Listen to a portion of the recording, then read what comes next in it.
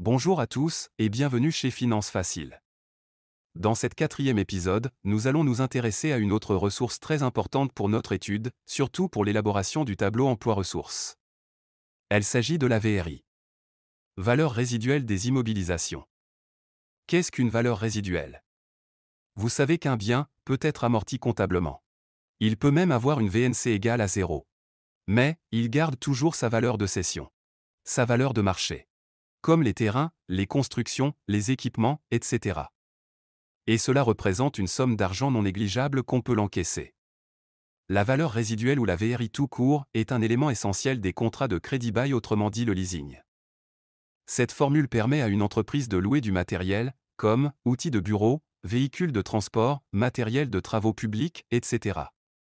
durant une période déterminée, à savoir le LLD, location longue durée, ou bien en devenir propriétaire à terme si elle le souhaite. Ce qu'on appelle le LOA, location avec option d'achat.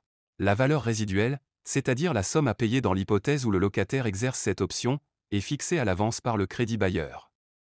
C'est la VRI qui permet par exemple d'estimer le prix d'un véhicule à l'issue d'une période de LOA ou de LLD. La valeur résiduelle est significative et mesurable lorsque les pièces détachées et matériaux sont réutilisables et peuvent être vendus pour une somme importante. La durée d'utilisation de l'immobilisation est très inférieure à sa durée de vie. Exemple, une entreprise utilise une machine pendant 5 ans maximum alors que sa durée de vie probable est de 8 ans. Comment sont déterminées les valeurs résiduelles? D'un point de vue comptable, le calcul de la valeur résiduelle correspond au prix d'achat, moins le montant des amortissements cumulés.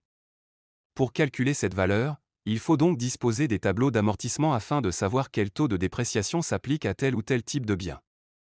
À titre d'exemple, on considère qu'un ordinateur est amortissable sur 3 ans. Soit un taux d'amortissement de 33,33%.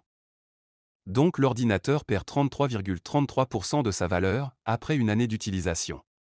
S'il a été acheté $1000, sa VRI est donc de plus ou moins $666,67 au bout de 12 mois.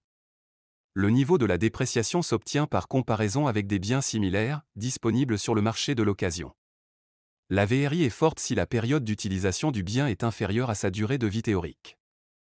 Tandis qu'en investissement, le montant du VRI est déterminé à l'aide de l'équation suivante. Comme généralement on sépare le BFR du reste de l'investissement, on peut dire que la VRI égale au total investissement, moins le BFR, moins le montant déjà amorti. À noter que le total investissement est composé des immobilisations et du BFR. Et comme le total investissement égale aux immobilisations plus le BFR, on aura donc aussi la VRI égale aux immobilisations moins montant déjà amorti.